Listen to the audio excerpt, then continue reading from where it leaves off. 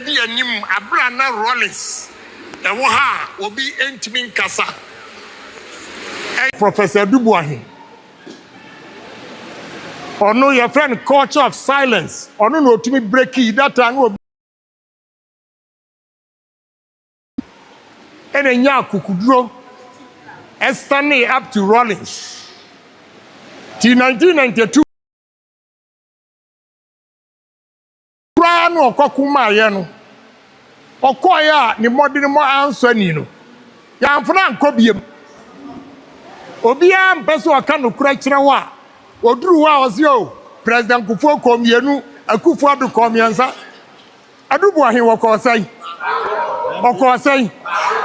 mesramu ene bia ba ye ne afi mamo ma ye ntoto ensam a enya no kura egu yafem efem mesramu abokosem Nientia President Kufuor yadini call second term ni say the first time or the only 4 months between 3 to 4 months and what the year campaign now vote to President Kufuor nya within that 4 months no and yes or no President Kufuor as I call second term oko wini ye there is a reason 4 months our year campaign the performance and routine side President Kufuor accord ebiem and Akufo adu comprensa Akufo adu call first one on your 49.3% when Timmy and cross 50 nunti and I call second round and also a pay a tongue Emma Professor Mills enya 23,000 votes edibaye president into obi a person o cultural say yensa ma asumasin kobiemu a on starting kabakosam am obi antie Akufo ado esa court 2012 no wo wini and wo mu wi an e court mamuti decision and was aka say ode minim say ma wini but samusi nyamna me respect court no enti yanko ya hwe Akufo ado performance the first time second time enti ni ade ni call the third time enti so you be performance now to me lose over 2 million na ya sa be ka kira say mo fa nipa ne nko mame mamo abakosem kakra bi onim obi a odi MPP edi anim abrana Rollins ewo ha obi entimi nkasa eye Professor Dubuahin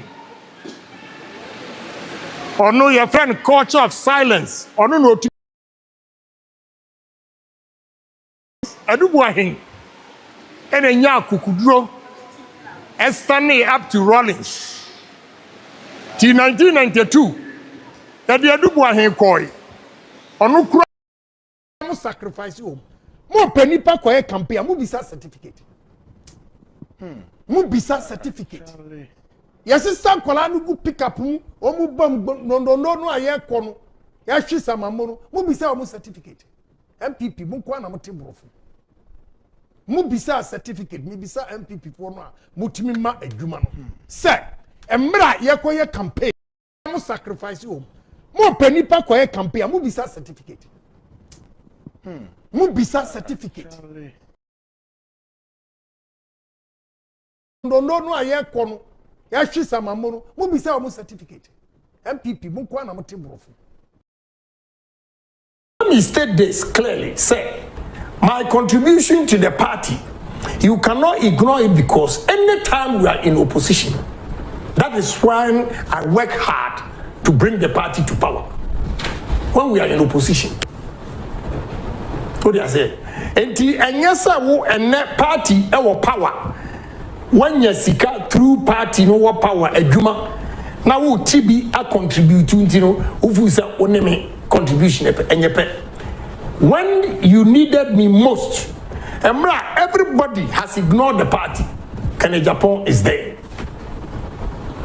What do I say? That is the difference. I'm making it clear to Ghanaians. Sir, when we are in opposition, I religiously get involved. Again, the contribution to the party. one FM radio station, net 2, FM.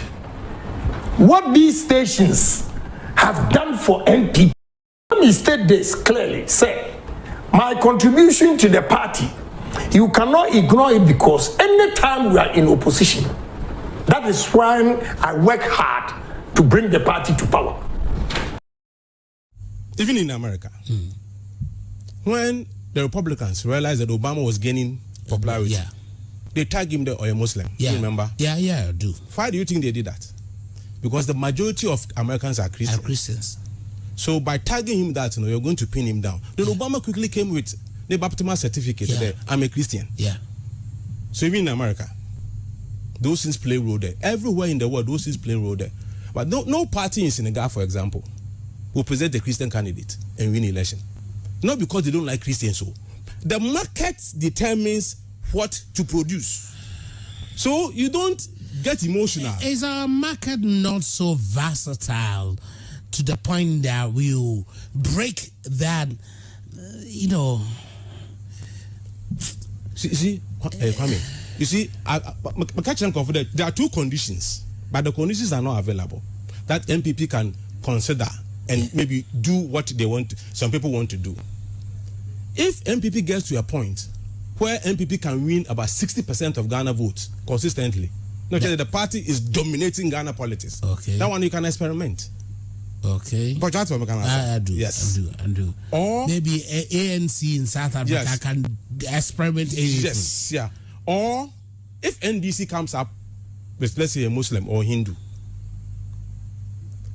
then you can also try to experiment with somebody from, even though if you pick a Christian, you have advantage over them. Yeah. You can also say there, for the sake of maybe diversity, let me also experiment. But so long as the issue is about power. And the first point is about competitiveness. Yes, competitiveness.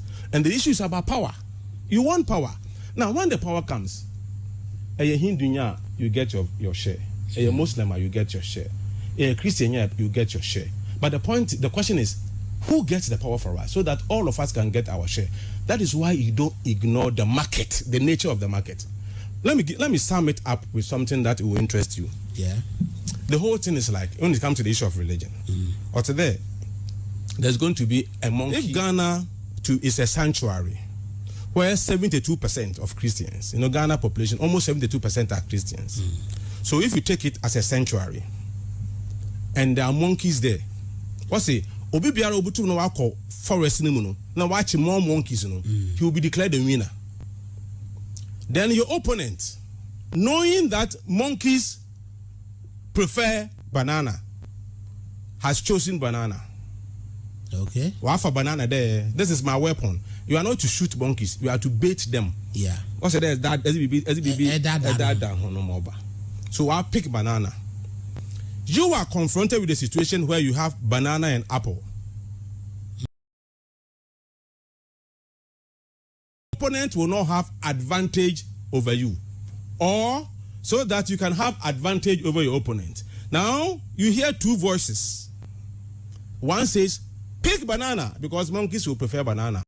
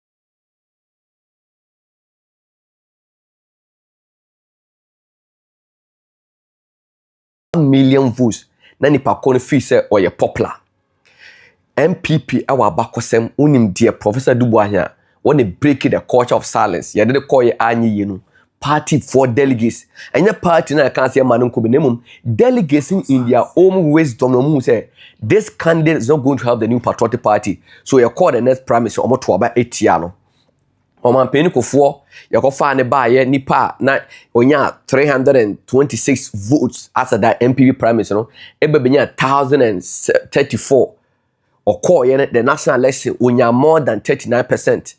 Share MPP phone cry so who say nipa we obebon ho modern and by the next prime minister no obenya 1121 abusha for HS MPP as a political party e wa bakosem enya me anamadi kan kọ me ne yaton me ye ton ye to say wo de banche aso oba so nkongo tombra banche kentema okọ no wade akọje 1 cedi aba na the next hour san de banche san so an so san fa kọje 50% mrana eno ho abakosem ne ye kan wasem ono abokero kan ya ebi mu fi say ana ken kasa but abusha for the omni say Dr. BAWUMIA camp they see a constructive criticism as an insult.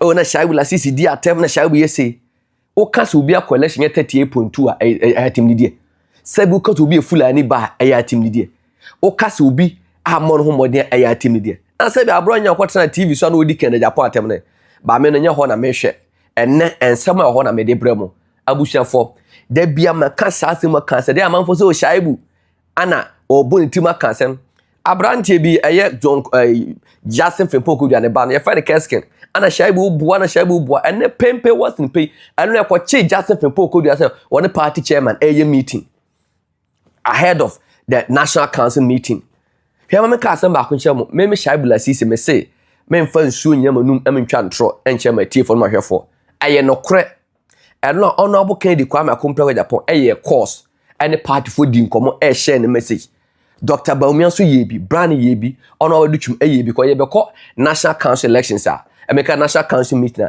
ho me say before Congress the second highest decision body making of the party no national council ho na a lot of reforms a lot of niambe and everybody want to push his or her agenda through enti omo mekwa akoto aba omo lobby omo na national council omo ehefo na ba be chirichi mu na adwumadi a omo ye na ehunu bone so amanfo episode omudi but before say national council omo tenase no enne at 10 a.m. I was at the steering committee at tenase you can steering committee na it comprises all the 17 party executive the minority leader and so part na omo tenase adwendwe niam so omo de akọ national council but take it for me say enne nyame amwa the steering committee omu meeting ko emma wiye na ampeza ka say the national council dia about me say shaibula sisi me say enne se nyame amfa kwamu a steering committee meeting ahe kwan maso me say steering committee no omu first meeting no I say omu hold ya and national council meeting about no ahe emaso reason ne say e pobia nkofo abo Mr. Ayesun team Steven Ayesun team na busuafo de krata ba abonten ba be ka de papa no yare abusuafo a omonsan hye krata na ase ena me kenka kye mo ena afin so no adehye a wose ye copy omo the former president Nana Addo Akufo-Addo former president John Ejekungufo any other bodies ya wose ye copy omo nyina na abusuafo no copy omo say papa ne yare papa ne ntiapo enya de obetima ba meeting no bi ye pese mo recusing my ne enkopa na yare sa enti ya machi ne na no pa ne say omo de papa na akọhye da bi mu na enti mabusuafo ma me ka asem ba akọhye mo se mo dom abusuani na enne ma mo me enkoye ne say ye twe ne so ntonto we de na ma na we de na ma se na 17 momo obi interest mo de ne kọhye Alisa hotel a hey bana champo chita form pene Kennedy Japan chita form pene adutwuma chita form pene BAWUMIA chita form so mo pene ene we so na basa na we aso na ne etwe no ene de besi na esi because moma obi interest a supersede obi life that will be the outcome na busia foi enla obi obeka se Kennedy Japan die na oboa obi okata bana champion die na oboa obi obeka se dutwum die na oboa obi okata se Dr. BAWUMIA die na oboa obi obeka se kodua opese woje chairmanship position e de kan general secretary position o die na oboa ni nyina na se kodua MPP national executive omo feeling into omo step down no kodua say omo pass a vote of no confidence on Chairman Buti na de wo mu nie me busa kodua say wo ye kristoni okọ aso osofo na say national cathedral sensem mebri no kodua kanokre say wo wa fail ana on fail me busa jata fipo kodua say John Boadu at the seat from 169 about 137 no ye failure. John Boadu added the presidential result from over 2 million about over 6 million at about over 6 million. Now mo say wa fail. What the percentage at from 53 at about 51. Now wa failure just from Ponkodia 38.2. Is it a pass mark? Mebusa, is it a pass mark? Busa say Dr. Alhaji Mahmoud Bawumia say Akufo-Addo na so eden was say pa ye kan say enye reshuffle ya anye na na do aso eden e manfo be ka say was say na ya so eden mam kan say ba ko nchebo Dr. Bawumia we need the power to do a reshuffle. None of the MPP from a form could do the last person what the right to do a reshuffle. And the president can what the right to do a reshuffle. And do case will be a so eden you were referring to a president. A certain president also na so eden. What say corruption and but there's arrogance. Akufo-Addo family and a mere co-position. Dr. Bawumia, one I was say a substance day. Now me busa Jeff in any case, one be can say more tie bi ahun and a kwaje ye vote no. O wa fail at on fail. And near way just MPP we kan okre. O kan okre wa ba be nipa bonini. Ana na me be can say ma akunchira mo here. Die wo mu nie. Wo ye party ni a. Wo ye delegate. We are constituency chairman. We are whatever it is. All the regional secretaries, all the regional chairman. I know I'm going to Dr. Bawumia. I did in social media say, oh, I'm 1 billion chairman for 1 billion. Omobua. Me so omobua. Chairman for edge 500 million. Uncles 500 million. Uncles down. Currently, I have 50,000. And a regional secretaries, you know, omomo J 100 million and net 10,000. Me will be on no aje actually can they send me. Mo pa me fanto so mamo yana. Mo pa me fanto so mamo. Na me busa Dr. Bawumia say agenda na opese o push no. Say eye papa adenti ana opese o se ntwen ata. Fanto so answer. Say opes agenda na o push no say papa why do you have to pay? Why do you have to pay? Dr. Bawumia said, why do you have to pay? Chairman for more greater Accra in be dia dance say Dr. Bawumia abo now so one by one about the country say the defeat has nothing to do with religious and tribal politics. Now busu afui akwa say mo aduma nyina na akwa se ne twene ana ye say pedo be so atwene no efira kontofia no a ye say de ne ho nya fe no o na be so atwene no efira kontofia no a o say nyam na ho nya fe anyam na monya fe obian kan say religious politics dey ko opposition na de na wonam quite was who say and anya religious politics dey ko opposition. So what have you seen in Professor Makokwe committee report abusia for baabi e yadu no e wo se mom ye kanokre e de che MPP as a political party na edi agora e ye power ana ye pe anase pe flag bearer de ye hu bi obi de koye koma ye 38.2 e de less than 88 MPs na aba. And then Ablekumanov, you name the member of parliament, and then the constituents there don't have a member of parliament because of our leader in making. Na sa nipa we esa so base mon konkoye na bed our national council medical council national council meeting and then maso mo pa just mark it on the wall na ene mo aba kan say me say nyame amfa kwama maso because na mo bobo no obi mpene set star system no ho na president Akufo-Addo ni MPs bi hunu na manfo no. This time, we will not allow that. Now, the woman said, Abushafui, Dr. Bawumia, a buy-in, MP super delegates, no watch a pickup, and national council meeting, watch a 50,000 and a 10,000. The interest in said, and the ordinary baby sika to the stand say, Bibia is sika. Now, me busa Dr. Bawumia said, from 207, ABC 2023, now the sika never hefa. Na mo sorry amomo san kofu aba be kan kire say ana kin de Japan ana de contract wa ban mu nyina e de ama no. And Dr. Bawumia wonya contract and was splash sika, was spray sika, a degu chairman so, was spray sika, degu secretary so, ahead of the National Council meeting. Now we, ye nwai, and I'm me and I say ye day. Now me catch and another danko kufu say, Miss Reno, or no one of Dr. Bawumia free or papa buy, or no question the buy say, why ye economic without buy one man manage economy. Anye ye economy no, ain't in your tour but here.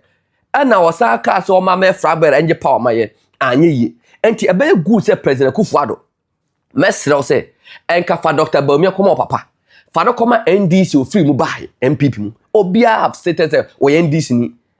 And the nearma wo introduce we MPP mu no. E bro na adwene nti ase so. Wonam chesika spray 50,000. Na me busa say and MPP delegates amon wa forma mo what the final decision making no. Mo say mo ye ma mo 500 million na. Na mo de ba na the 2 million, 1 million na party for ginam so party chairman for ginam so na mo to abafo. Na sa na yama yiku no. Abusuafo de zia na kwa akopie mu ene say Professor Marco Kwe committee report say MPP polling station 55 no. Yem expand man ko do 50. Ye expand man ko do 50 just like what the NDC is doing no. Dr. Bawumia say hen ha won ti ase. Was say expand man ko do 50 ya beto abatia no. Anti National Council na omo kwa akwatena se adwoju no ma take decision and say they call Congress 25th July no.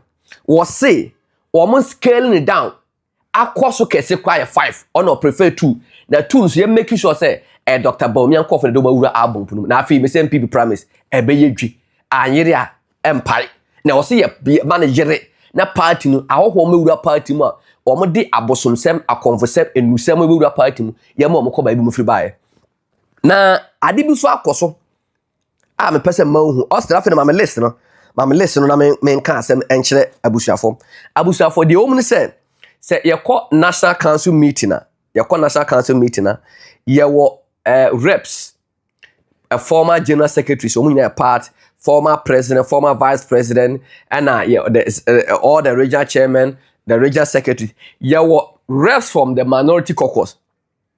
Say omo ban mu a rep for the majority caucus.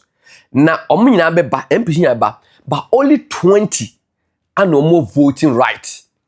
Only 20 and no more voting right. Now 20 no more voting right no and I may ba kan ho asem e de acho and say share aya meka Jackson Fimpo kodua asema and I may kan asem up okọ parliament am say Shaibu tone it down he and a wudi a omodi kan de Japan ne other aspirants ne eni na ba ba cheche o ma che he wo hwe enipa ye say wo mo voting right ya omo share na omo say Ashanti region ye were more than 38 MPs.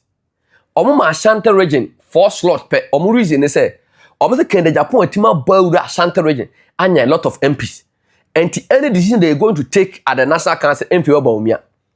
Eastern region omo bebree. Greater Accra was less than 6 MPs. If you slot at the moment, Oko Bawumia krom MPs me and saying nyina ne ya ma slot.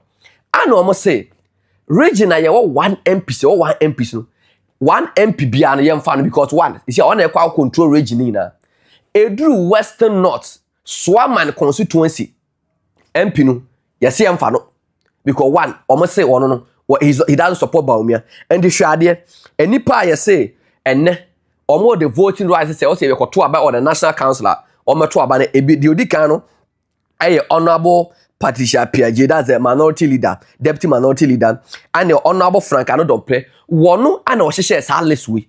Very diabolical, very bad person on pecking the Japan. Anodompe, the culture 10 cents of Canada Japan, one or Pariansa, and on culture 10 cents of Canada Japan. Now, my barber can't a brother Dr. Bawumia, a call party furniture, and someone all no can, and the dear or Pariansa, and so now more can or Pariansa, while we adia me de beye no wono pick up ya wagege ne bribe from MDC for nyane ne meka wasama che no and listen otie honorable Patrick Piaget, honorable Anodompe Frank, honorable Jerry Ahmed Shaib ena Brand Achampong, honorable Abena Ose Asare, honorable Patrick Yabuama, honorable Fojo Intim Sabo Kano Reverend Father on the day Ismail candidate nam Kramonia ono ene Kristoni a ono ene wona enenam esi masalachi ma manfo Reverend Tim Fojo me so we Kristoni a se ye sinkam fo aso dan na be commission na ko commission Reverend Tim Fojo se mu amuni ba bi a e ba se nto aba obeto na abaye de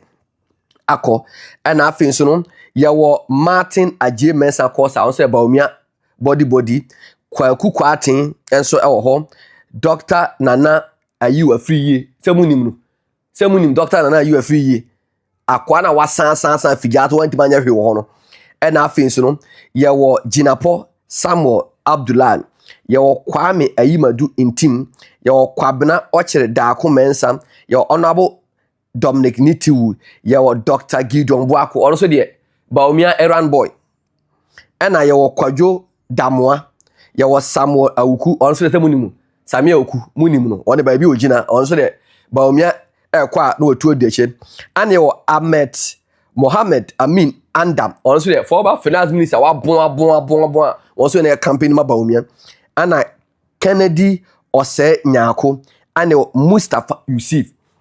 So these are MPs Frankano Dompre anyone Habib Mwakwakoya even without the knowledge of Afenyo Makina woye the minority leader and na oko MPC platform so the minority caucus platform so ko so no the entire American church say adene emfa omo meeting emfa ne say so omo tu share dan say me omo platform so me teso me no na teso ba omo nim say mo so other MPs ne say wontimi nye sa this bias ade no and omo nyina no omo ye ex official members by about voting right these 20 MPs na ke asset omo ko to aba omo say e wo say ko na minority leader etiase na yadwindwe ho na Frankano Dompre anyone Habib entimi enhye dem enye de omo pe emfama enti e ba say omo abeto aba na so omo say these 20 people no and omo the voting right they are going to rise up against it wo hwe MPC ha omo ne kende Japan omo som support Brana Chamber omo support Duchum nyana ye yi omo din afiri mu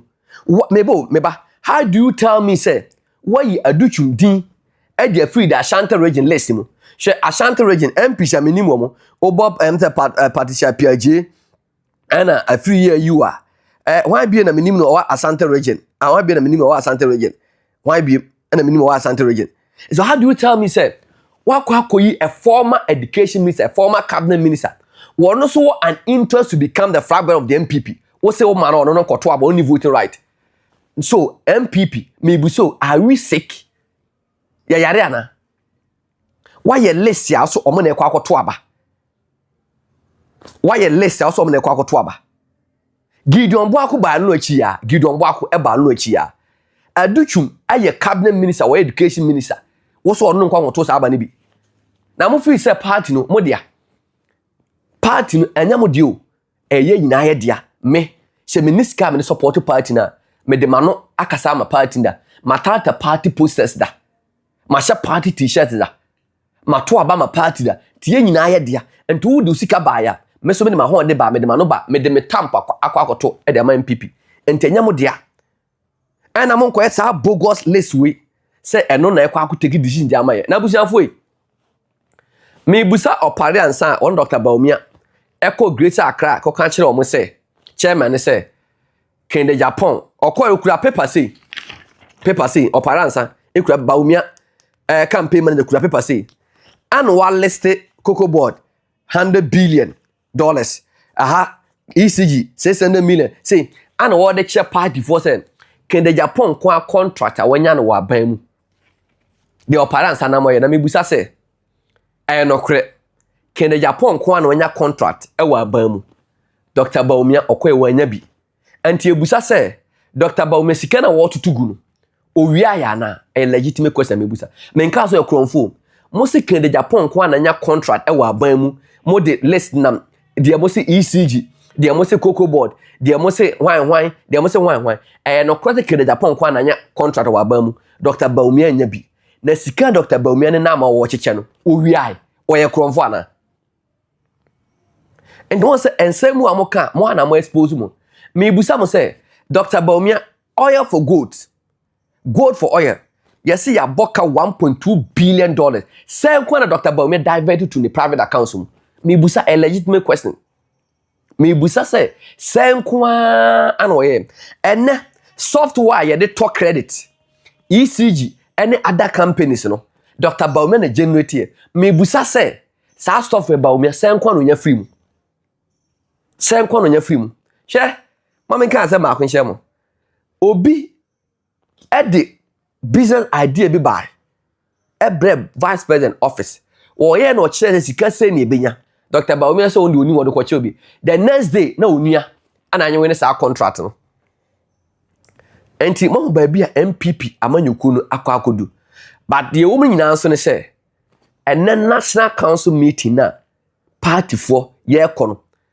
ankofo bi ene na o ma na o mu tuetue sika eche sika e de ama no eye professor Makokwe committee report no ana ye say yenko kwan fa so ye be reforms monfa meto national council ni in fact the edika steering committee bet transfer no mo ba no ma table eniema na afro ma bobo de also mo to so aba no ma to so aba de ni ko mo to so aba no ma to so mo ja de also mo wi arfa mo de aba congress de ba de a we say ne ye pese say congress mo ti ase ana o mo ka no ko am say ma ti ase but the national council no e ho ana boni die ne de ekoso to bi say sha ba de na o kasa congress me say national council no e ho ana boni die ba because congress en kongo to aba omo ba omo say ye pese ya amende ye de ko say those who have it mun ka say those who support mun ka say yes mo so mun ka say no crack voice no aye loud che yes ya and nam say yes for no and I say yes for the candidate and be kura microphone was say the yes have it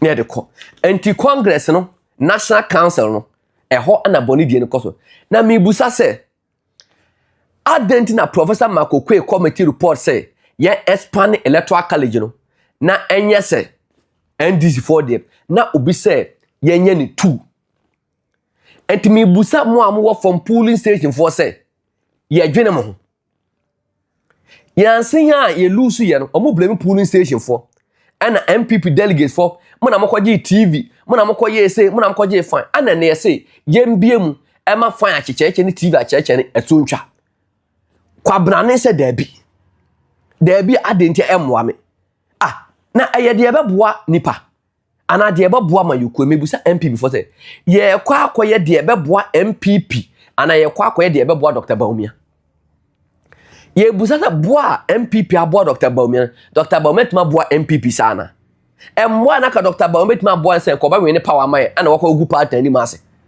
enti anamona MPP as a political party ene national council ye kwa kutu the party interest first and not the AGYAPONG interest, Dr. BAWUMIA'S interest, Aduchum interest or Bernard Champong's interest. The party interest. Them MPP ebe lukuston. Ba me ka say ba kunche boye. Dr. Bawumia pempen was in pain we NDC ni. Before 2007 obi an so NDC ni. Enti opa onko back to NDC na MPP in fact to my pamfira. Say Dr. Bawumia and free MPP my party mu nyo da because one ne nkofo nyina adwen omo wo fa party nyap ade papa.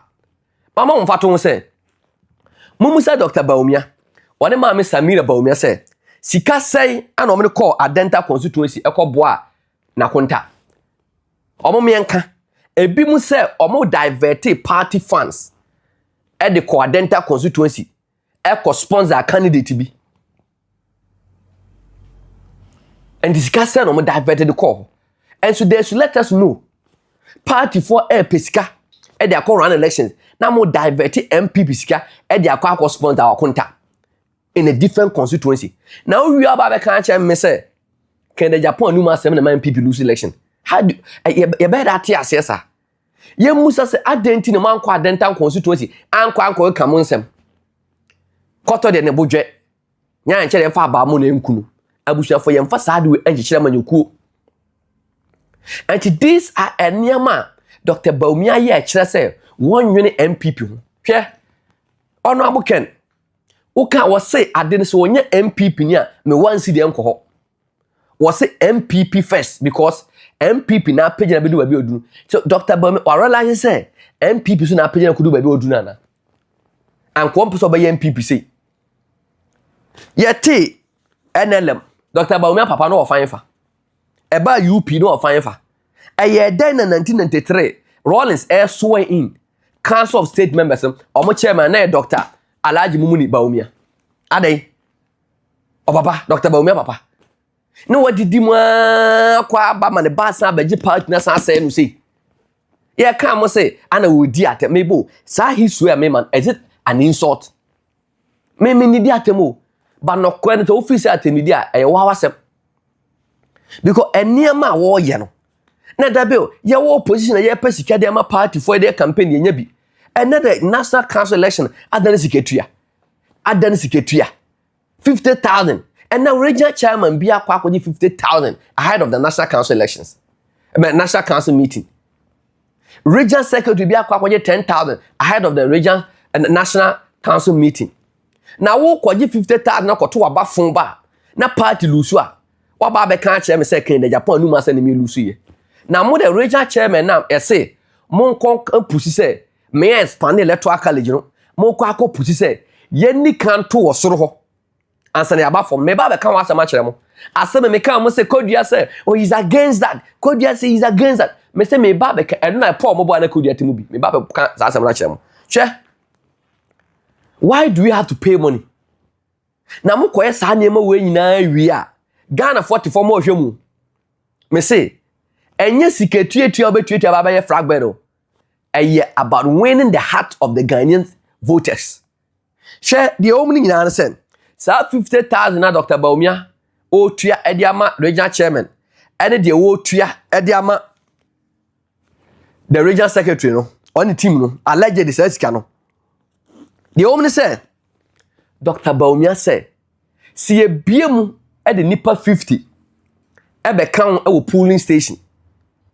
Now omotoa be dusuro a ono ahwe kwa 10% kwa wonya. Until one was say Rawlings can brofu bi was say you scratch my back I also scratch your back. And to was say chairman for nyame nkwa na maso menimu nyina na egu party ni mase.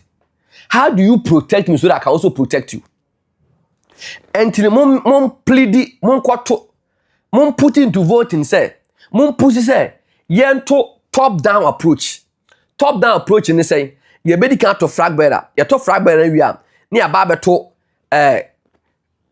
national executive ni abeto regional executive ni ato constituency ni ato electoral area as ato polling station na di omnie samonya ye de saade ne kope na mutumi protect me na me be ye flag bearer bi mam afi ye beto regional national na me protect kodua ene cha mabuga mu na afi so no omoso de aba region ni aba protect abronyam cha ma wuntumu ni de ba constituency ni aba beto aba e de ayi sa chairman for support Bawumia nya no anti party no upon say yakwa lose 38.2 no no with 88 MPs no they still this executive yakwa maintain omo na MPP so ye dwene say ya ni ye pe change and say per say ye maintain a constant figure 38.2 no ebia wa antini ye mama sense su bi so ye ma show me say Dr. Mahmoud Bawumia camp alleged omakotua 50,000 Ghana cedis to all the regional chairmen.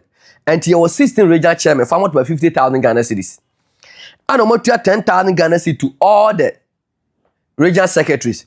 And na secretaries for the Meetin no, and a chairman for the buyer as early as 2 a.m. Na chairman for the meeting. Na the woman said, omo person omo pussy say yenkoto top down approach. Justin Frimpong could be a country so no, he doesn't support about bois. So on support Sadana, why does he want Chamabute to chair the meeting? Na the woman Dr. Bawumia say, me ma bon. All the national executive ma bon. All the regional executive ma bon. All the constituent executive ma bon. By a person a bon for your koswa a hold the MPP. Na say, moko council meeting na. Obi Rezi, ya de beba say, party no, kwa ya fast ko opposition no. Eye flag bearership na ma akeka ya intima United Party interm ya ko opposition no. Enti endi kan enkoto flag bearer first. That is the top down approach no. Enti ye kwa enam say yam expand ade no 15 no. Na enipa 2 na edom ba yam make sure so Dr. Bawumia nkofo no. Yam make sure Dr. Bawumia abonfo nyina hene oba maintain flag bearership push. Good. Men kan wa bon side ni mo ba say elections de wanya de you call election wa be wabon men can say wabon say be adinim and we find the finest economic messiah say mo amuni ba bi o dollar free here from 6 and ko do 70 and na asem na me be fragbera more national executive ma bon to say kodua ma bon to say Chairmen buga ma bon to say Dr. Chana ma bon to say Rita Sobaire ma bon say Chairmen Buti ma bon say Kirjamfu ma bon say youth organizer na wabon na ma hwe ma maintain mu ti me maintain mu wi a afeni about regional chairman for so no omo so cha abon for no mu nyina hene abronye wuntumi mu na ma hwe ma maintain mu ti me maintain mu dia na da ba constituency na ma sam maintain mu na ma ba delegates na ma maintain mu so eniema we ana ekoso ewo MPP mu eno meeting ana me no manda a ye 50,000 na me kan se ba ko kire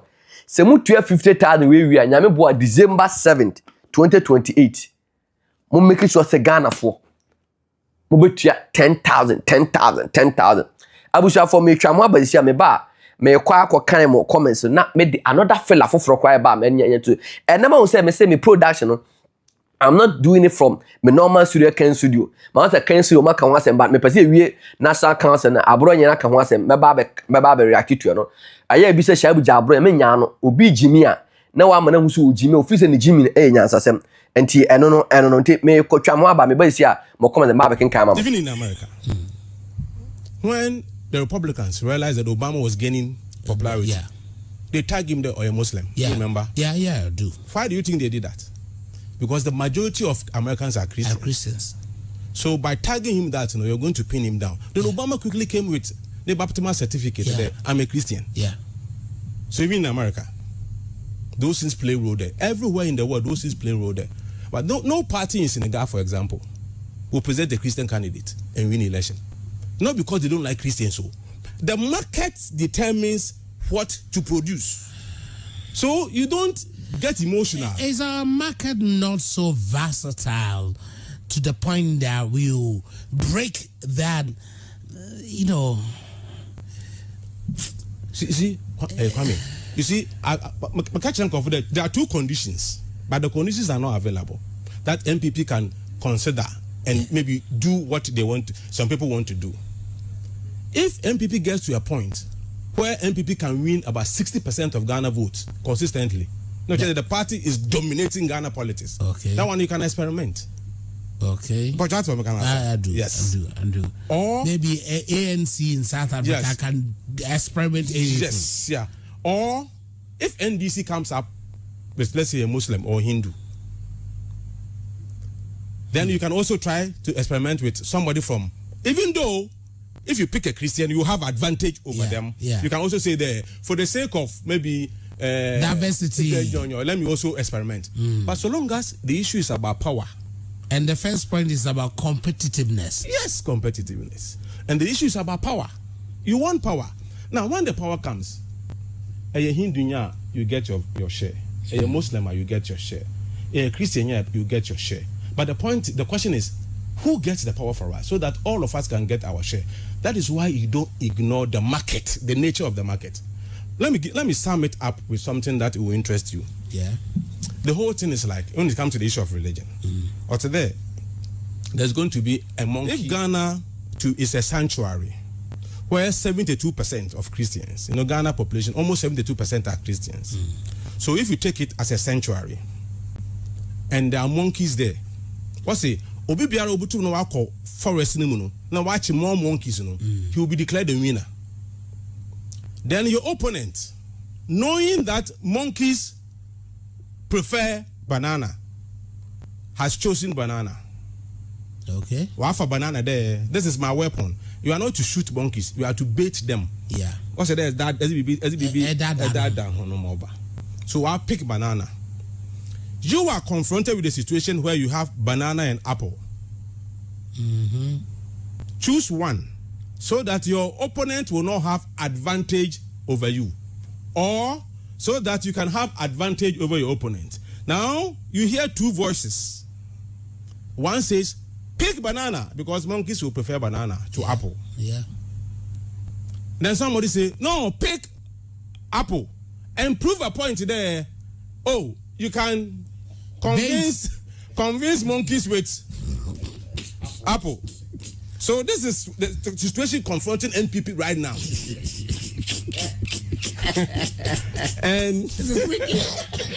and it's up to them whether they will pick apple. You see, when you pick apple, I think you will lose the election even before it begins. I read it from. It was you, eh? Yes. That is the reality. Yeah. That is the reality. Because if you pick apple, Sounds like now finally you know the person who published that story. Okay. Whoa. Yeah. So if you pick apple, you will lose election. You even lose the contest before it begins. Mm-hmm. Because monkeys will even prefer a rotten banana to a fresh apple. I mean, let's be honest. You see, that's what I'm saying. Let's not deceive ourselves. What I see in NPP is that there's power. Yeah, Abusha for I say a solid TV. O sure bena non kono AGYAPONG sima aduasa enkono. MPP ene we are expecting them say National Council betena say no mo di nkomo. Na National Council party ni abakose me na say party mirache say National Council so mo tena say a man to the Delegates Congress. Na Makdika National Council omo functions and the omo yacho omo so powerful. A lot of decisions you have a honor see a defa. And tinisa oye a presidential aspirant now when you're strong at the National Council ubenya problem. Makasa asibu ma trana come said Brian Champon honorable Ken Aduchum someone come who boom na mo fight Bawumia because the man Bawumiano will need the party at heart. Obi odi Bawumia chibiano eye ni interest eye sikadie eye sikape enti na ote party ni mu na sebi mpreduasa me se me ndi Dr. Bawumia atem but o kan okro mo fi se Bawumia eye atem didie. The late Aliu Mahama now one fund the MPP from the northern region obedi vice president 8 years wanye sika said Dr. Bawumia nye sika no wanye sika sada. Aliu Mahama the late wanted to become the MPP flag bearer. Moto kro iso beche kwa wantimanche. But the vice president also wanye sika wa banyimu. Enso timiche pick up super delegates. And then National Council meeting, ahead of National Council meeting, will spray cash on the regional secretaries and the regional chairman. Even in opposition. Na me enche also yoko for no omo niemu. Say vice president betima nya sika sei. Na mo sori amo claim say contract wa ban mu nyina no. Ya na make in the Japan. All contracts say Cocoa Board, ECG, Energy Commission, wine, acquiring roads, kese health sector by beer contract the market in Japan. Anti obia one contract wa ban mu. One appointment wa ban mu. So we so powerful so we kese ya the minim de be ye. Minim de ekoso wo MPP mu. Ene akwa akodu se yentwa ntro ene no kresem fanto nipa so ane kene Japan o kasa ko pe contract ne amfa mana no o kasa abusuafo yi.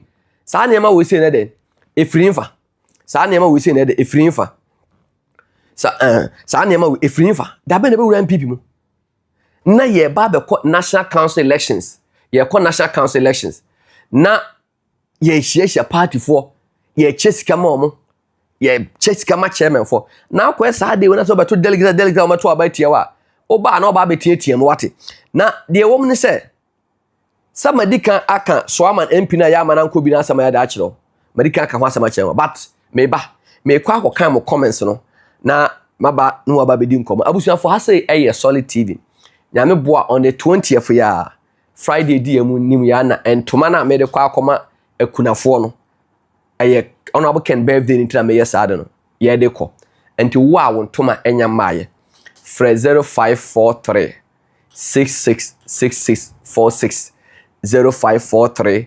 666646 ana se on toma e Kumase dia obetima chemba bi on makwa akoje but ba bi adunu dia nya ntoma gege wo de yenko ntoma wura no ho na tua usika ho na yenye mum na yenfa de enko yenye man nyefe me pese kira me chentoma Friday chentoma na ntoma na manfora kata na shabu ye fa ntoma de eko ma me ko kan sa mo comments na emra me ba kai say information bi wo menya mfa mba na enne na so ne yetena And be a medubian meso life. Be a medubian meso life. Be a also mema Ghana for MPP and trick is for a conform rural party.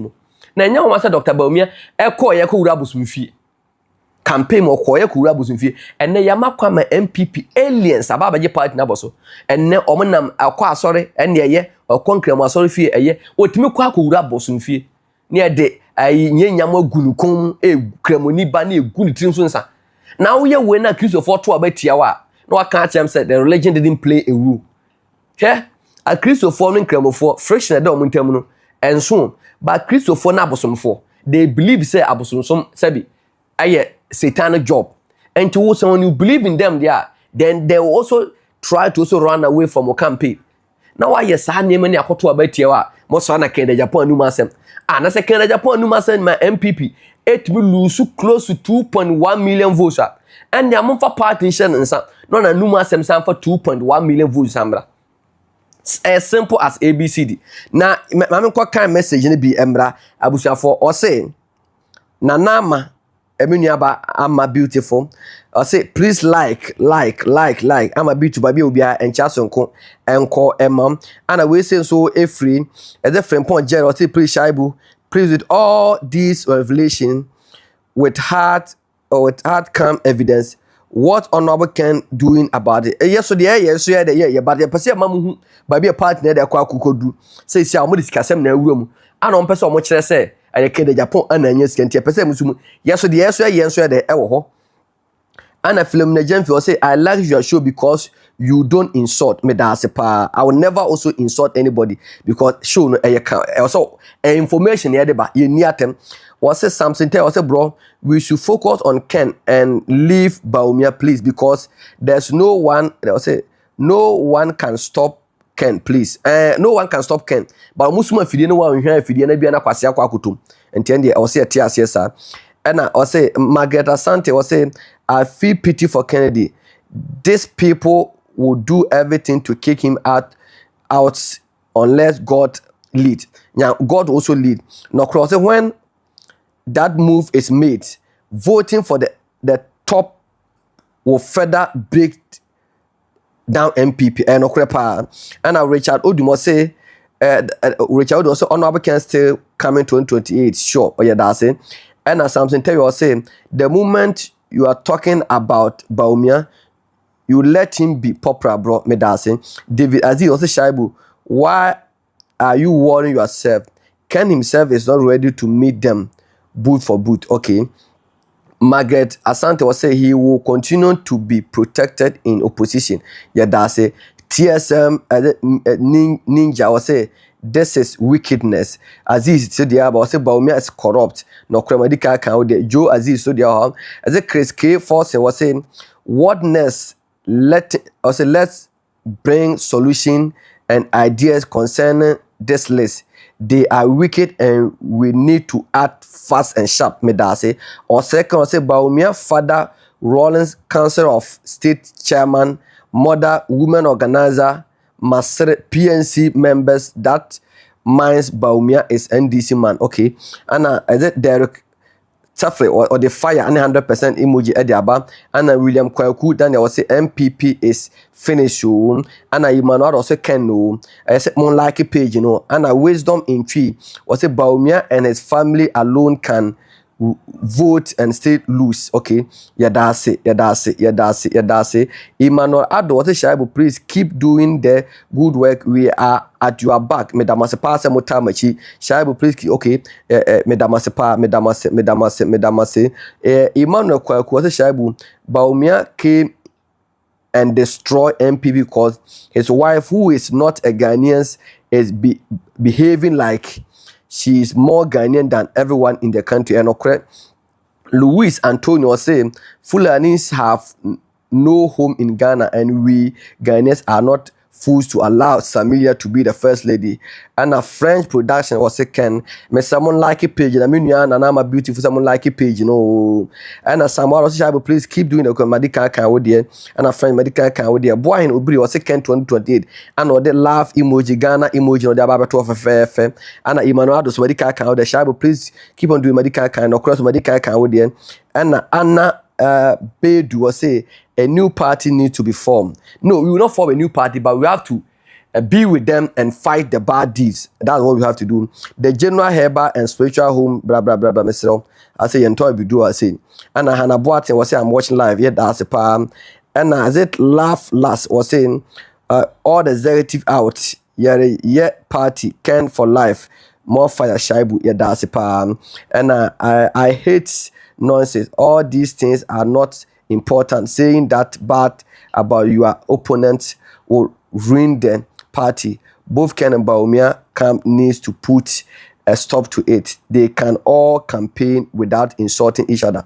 But me feel say me try kasa me new obi atem enti no ko na ko unima what this message by me dase pa ba me so afutu a wo de ba no eye na unima afutu a ka cha abo akokọ say omra fi confirm ayi abo akọ we de so omra fi no onua ne akokọ ka cha abo nye say sansem hu unyai na yenye party ni yim and Brown appear was say good morning and good job. I am watching you live from Japan medase and a friend production so at the emojis bebre at the say and Linda Barfor say Ken is next president.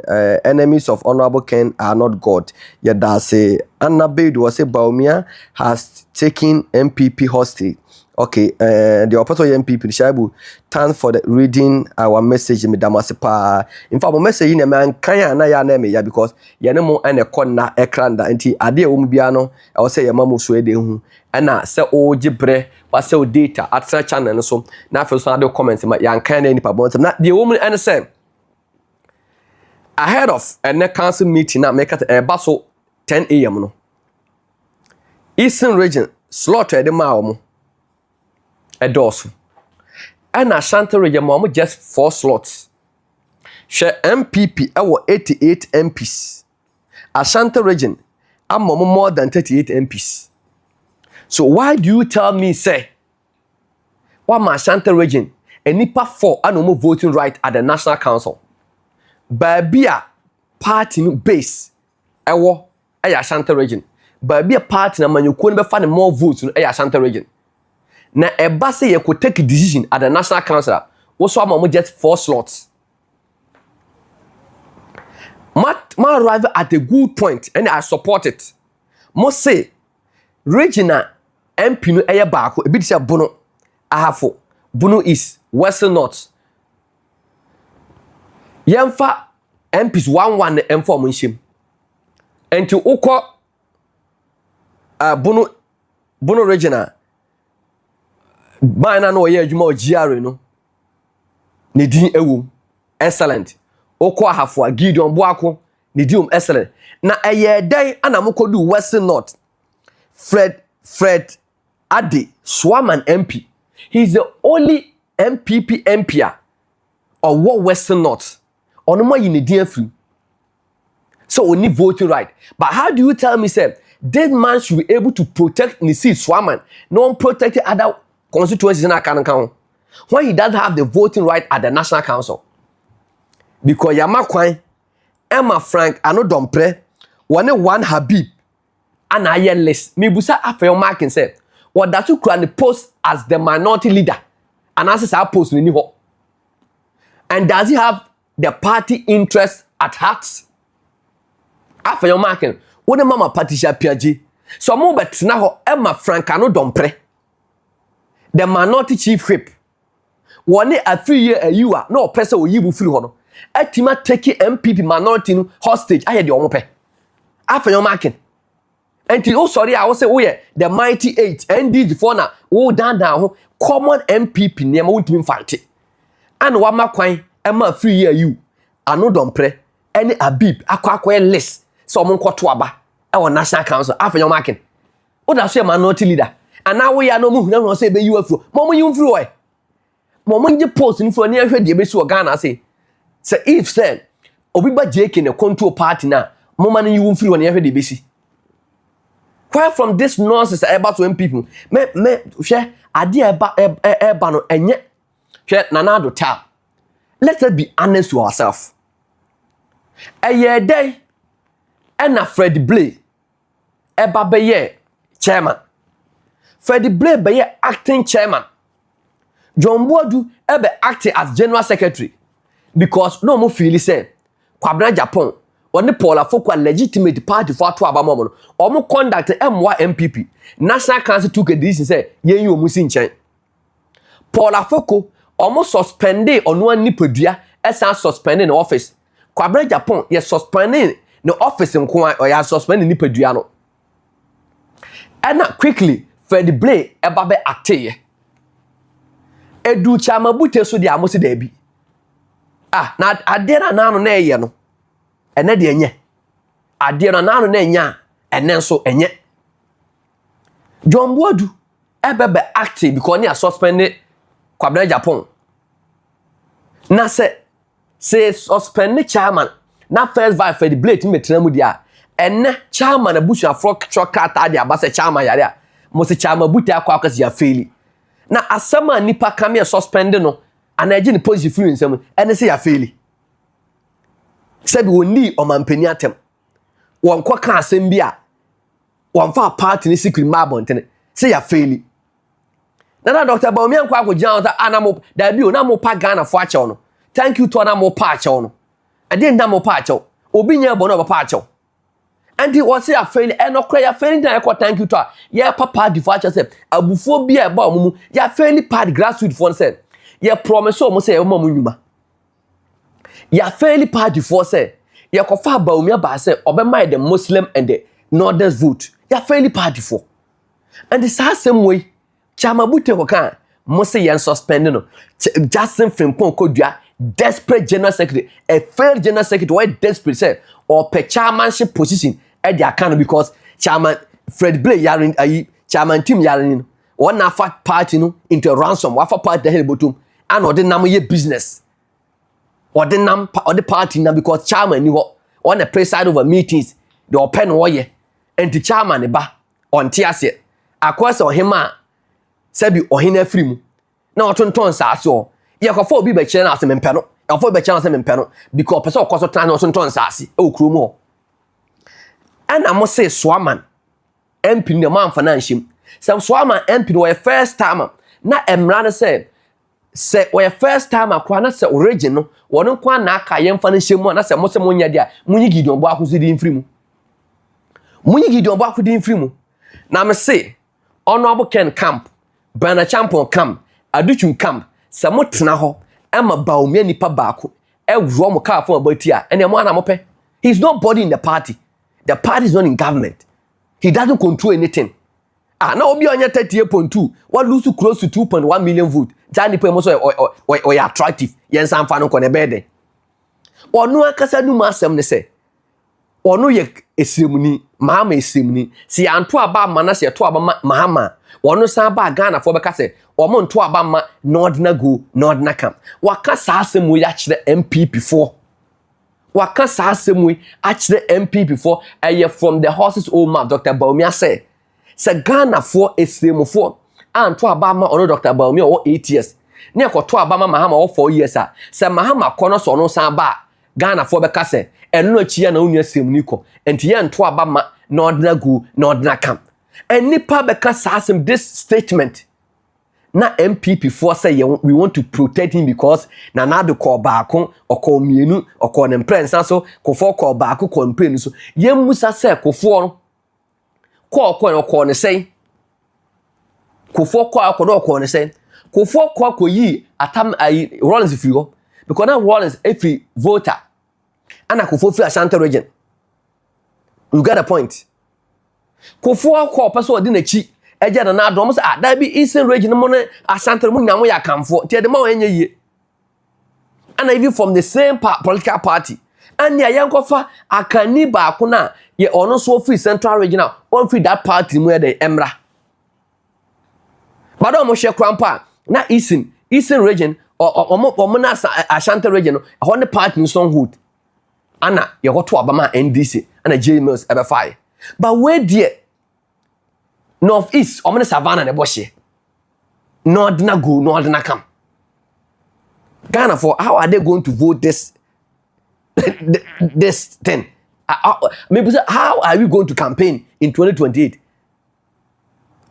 Ghana population more than 33 million. Ye musa say, offer the 5 northern regions in Boma. Omo population say. Oba even voting on to aba. Of kind of 5 northern regions and do 3 million. Na 3 million no. Woman na me control Ghana for 12 years. Mama be twa 4. Se BAWUMIA'S be to aso a. Also be person boko 8 12 years. Esem for kwa na me control Ghana. Is that what we want? Me to one me same ni. But the bottom line say, I deal with emwa. Men ka say, oh, ena ade na eba esoro nti no. Dabi. Emwa baby a. Emwa baby a. Enya de beboa. Emwa baby a. Na o hwe de ekoso na sika ye tuatua no. Me busa say MPP position ye pe good leaders am one manage party na maya aye siketua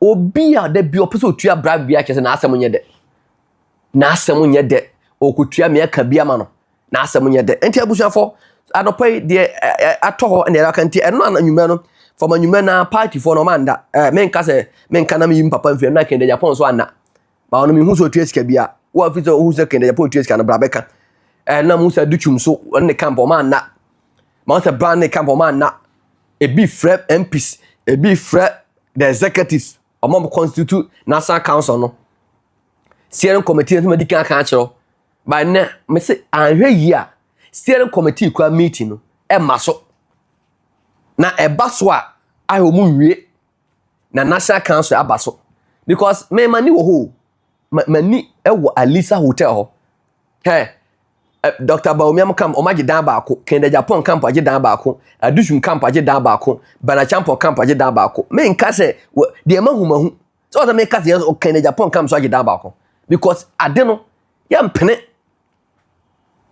o we have spent a hell of money on this party ya man for party nya de omope in 1992 yet party no na bi na ndis for na ekọ ya mbuta ho na ye the deputy governor Bank of Ghana Wane peja ni tumi mu Dr. Dufo ni peja na no MPP ni a ka Dr. Dufo be man sa tumi no ti esramo wane ni rua Bank of Ghana eye party no asumdwe ni epe enye to be interest ni say secretary a ebas no na wo franka ai opare ansa wo tama ye MP na mo minority Mels Mahamata mo na maje pickups eto aba vote in favor of the NDC. And now we catch us in Japan. Ya man on all the contract with ECG. Ya man all the contract with Cocoa Board. Who pariansa? Now service of pariansa we see it in a way. Who corporate general secretary in a way. Who call yourself corporate general secretary? Onya say 50 votes. Onya popular.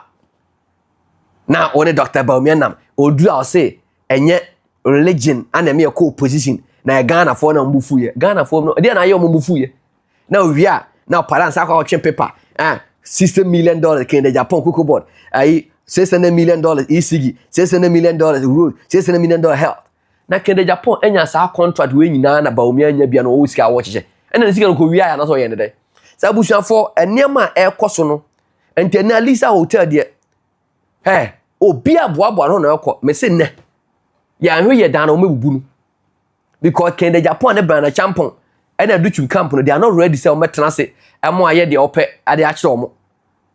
And a Dr. BAWUMIA is a camp, but your mind is also by Jabonidi. Messemu interest and the say, Professor Marco Quay committee reporter, BM will let a pooling station, pooling station, they find the 50 now, so pay 2, or say I either a 5. Now 5, you make sure the 4 or no call for. Maybe say, Sapo ya mubi. General election and the mind must happen. A partner National Council be come meeting at Alisa Hotel. Ye bopo say pooling station say expanding ye see entiasie. Identity ambo power of general election and beat Mahama hands down. Ye bopo say yan kwato top down. Ye ni kan yi flag bearer. Na ye make it delegates useless no. Sa powe ade ne antimi ambo and beat Mahama hands down at the general election.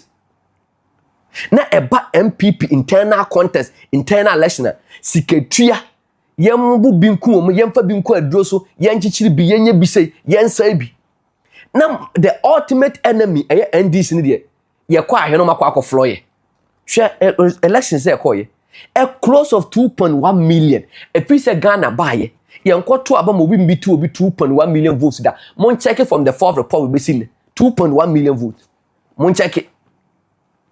Even Rollins the crowd no yes so you need crowd mon ko check the vote difference no na ene ye kura power ni ato power twene ya anto twene park so ya to get him because we lose more than 2.1 million e chese what to power not to get him with less than 89 MPs and the candidate who led this fight you know feel say popular doing all machination before national council meeting.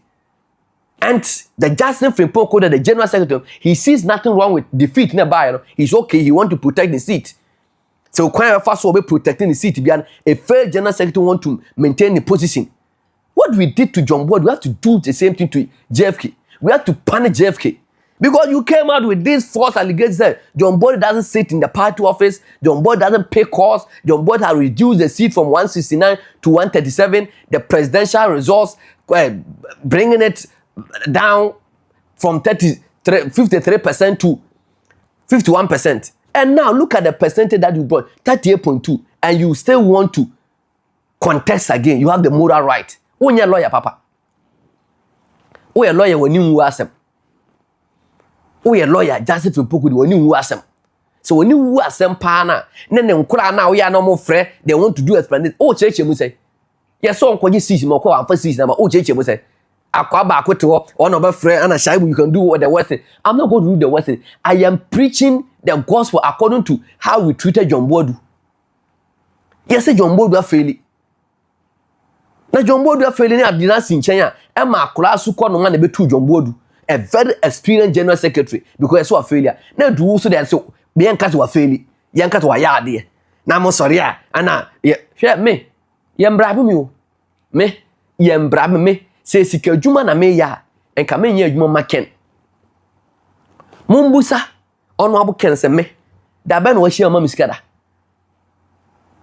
mumbusa me sika juma ka me ko BAWUMIA kam te BAWUMIA kam na me kwan se ya enka mo no rain on me na mo hia mo command sha bu say won ji we me di mi hia finchem me say me di mi hia finchem ya say Kobia asumdwe da ho eye chen tinapa asotron so da ho na me ka dia manfo be di matem no enti me don't expect say ubetim di sika da me da no I know the untimi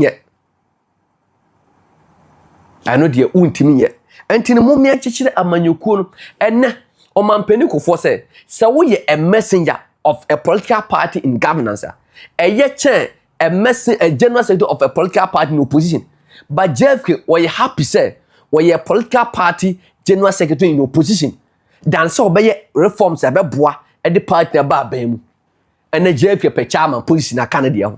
A crackety when you breed to media sade. When you breed to media. Because we general secretary do lame.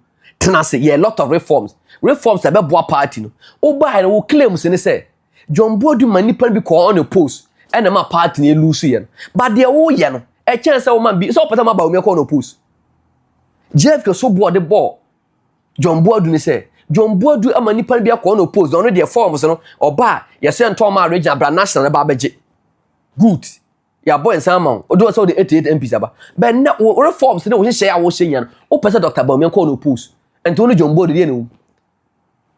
And John Boyd on a post on man for Korea, he was able to keep us 133 seats, 37 seats.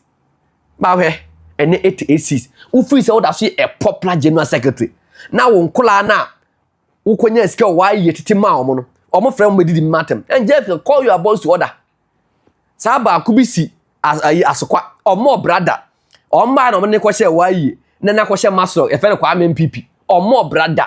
Or back comment section about be di matter JF ka kra na me fan don fa no be me mature application akwa ko pa adwuma da ma tena se de me nsa ye adwuma anya sikada anya me so no me de bosom so ye tua me ka me nsresre enti me nkofa phone frɛ radio so na me nkyerɛkyerɛ GFK na GFK say amanyoku na ye hwɛ no so nsɛ amanyoku no for what reason and na MP baby MPP akodu no nya efi GFK. No, he was hiding behind President Kufuor and Kufuor mamenye we and a system mamenye we and then the system has collapsed. Me hu omodemo. Akwa se Ghana and IMF. Se IMF e work at Ghana so pe ye run economy ne kama. IMF full up near mess up. You were hiding there and Kufuor mamenye adwuma and President Kufuor system no o me you and ne system ni ho. Me hu rare size. Anya sa he me say mo pa mo protect BAWUMIA, mo protect the national executive, mo protect the region, mo protect the constituency. Ghanaians are there waiting for you. So national council meeting, just go and do whatever you want to do. Favor yourself, favor Dr. BAWUMIA. You come and meet us on the 7th of December 2028. You come and meet us down there. Now dia mo ye yama party for there before to abetia mo no. Mo fi say post dinner mo there. Na mo yase no pijana sa yet one na chama kuti yase na mo che t-shirt na mo che JFK che na kene Japan kan okra me say hwe aya mo se ma me mfi abronye no me nka asem ba ko nche mo ye we days ye de ba be kene Japan ye we days ba be party no but da ko de me na abronye boot for boot na me na hu say wi tofe no enye ma no laka enye ma abronye ntiase se laka enye ma no we toffee enye ma no na de oye ni nyina eye sign of obia or taffy we toffee de oye ni nyina eye sign of obia onom laka de oye ni nyina eye sign of obia peni a wanyini na oda so taffy we toffee na oda so enom laka abronya to no se nya se nen sam kan so onya being influenced by laka any we toffee a me hu a regional chairman we part of national council eba betena fidie so obedi a former MP atem wo akwaje ka woni se me ehia me da me nja ade obi anche da wo abronye wo ba na tu ona se chele ai obi ahu se kende Japan obi ahu se sebi satam na obi afi se kende Japan ne krama na abronye because ona ma na otua ne pa enna wo ba betena radio so abro hu nua se wo nje kende Japan sikada se onje kende Japan sikada onya hweda. Now how do you tell me this? Obia onim say wo ye kende Japan sabi ebrebe twam na ye krama otua ne pa na me no me nidi nipa bi atem ba enna abronye eba be bomb kan studio din na me Chairmen national council ye hu de be kwa kusi na feel o kina na kina ko no me so si ni so a ono abon sabi we pani a wo mu ni ho na sabi oto no se wa dwene all the senses no se eye adwuma papa ha nipa wato aduana mu odi wato nsuo mu ano wakwaje ka wo nchen wo sora wo na abeka ko bie ni gate na ne TV so edi na tem se be because wakwaje parfil Dr. BAWUMIA ne Dr. Maitopogu prempenchen se wo ba be diken na tem and same with said Dr. BAWUMIA na if omon support ya Dr. Napo wakra so ne abronye BAWUMIA wakra na abronye why don't you call him to order ma sorry ana kende Japan you call the boss to order abra sabi me nya chairman regional chairman TV so jimi say mutima regional chairman abronye economy wi nom laka etafi wi tofi ebeta TV so jimi say na mo sora mo say kende Japan calling the boys to order me do I have a voting right at national council obi o voting right abronye kwa TV so jimi say na mo so no so ba no de me say ye beba ho na de me nyanka hwe eba ho mo a mo say mo ja abronye no wo ja na office ni jimi sem ne nkwase asem ani obi ho kan di o say na city and so makwa list say kende Japan enya 600 million contract from Cocoa Board ECG 700 million road ana to bitrimu entini patem o kan say buy the nearby kan wasem e de channel abusuan for I say solid TV wo hwe obrana nondu AGYAPONG osima dumiensa ma me ko kan mo comments na me fa show no mrawie mama kan sure say also stay tuned na of no subscription or the to all notification me buy ya no because me monitor me say me de camera bi akwa akoto na camera bi ehye no bi ehu de ebe kosu bia no me ka ache ma say na nne ye no mo national council meeting abuja for some of the comments about me can be mamo we say every yeah Boadu was a Ken all the way, Anna Richard Odum was a Ken all the way, Anna Tommy Ofusuhine or say I am here, okay, that's it. Anna Edward Boy was say let Ken be Ken, and laugh last or say ha Edward okay Edward medical account there. William Kweku Daniel was say Ghana people will not vote vice, okay and last laugh Abusha for him some kind majority message, you know, and we say Salem Bas Sabiba was a Ken 2028, and I think, you know, Shaibu, you did not read my message, you message, you know, where mankind message, you know, where the man can you is it P Samau. Where's the message? Me copy P Sam. Okay, in was say as a P Samau Andrew. Was say Shaibu. So MPP. Where are the bold men so they cannot shut Bawumia down by asking him to stay aside via the promise of Akufo-Addo own words. Okay, so and I have read it now for you. Okay.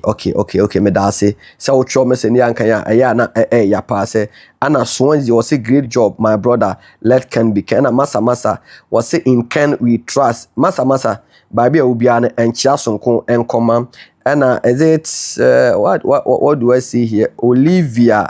Olivia Mayor say, or say no Ken, no vote. Okay, I say, Jason ko enkomo bia busha for me semo, me donation, yama Friday na me kwa koye.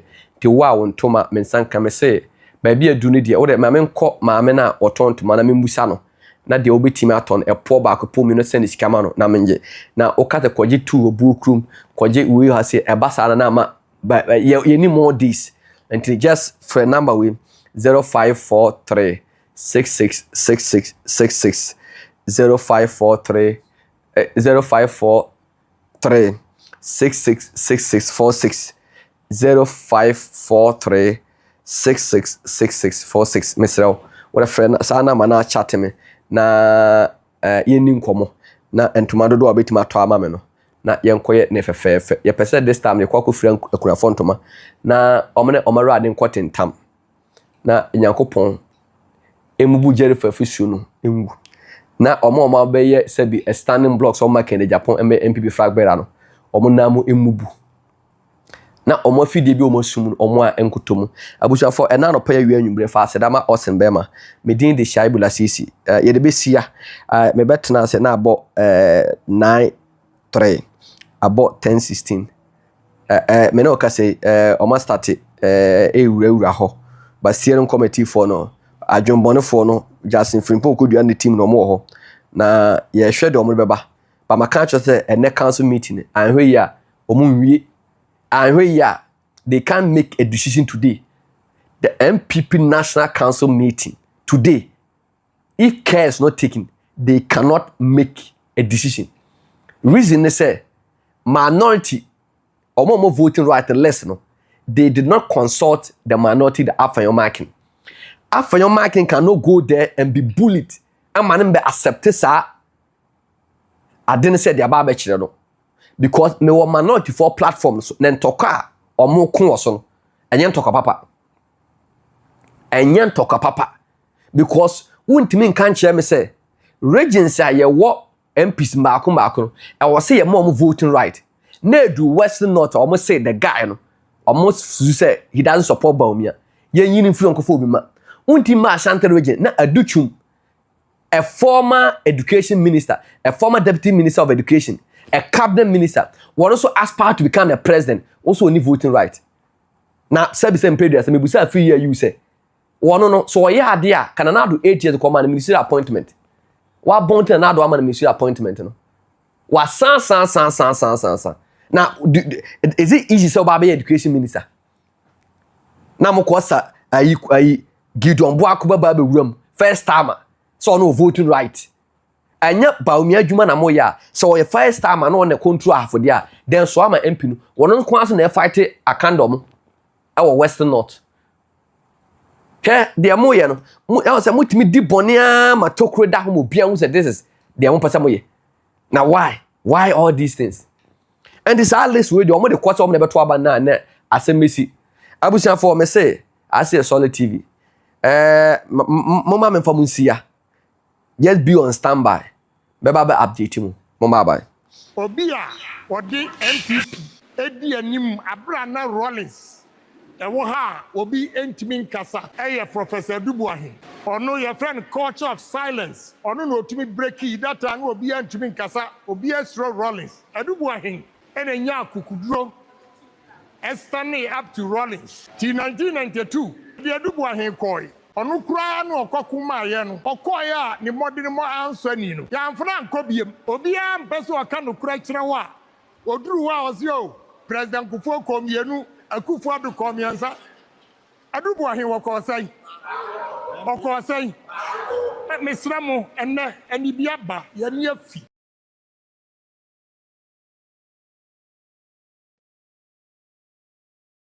Mama mayen to and somewhere enya no kura engu ya fam. Efe mi tira mabokosem. Nientia President Kufuor ya didn't call second term ni say. The first time or the only 4 months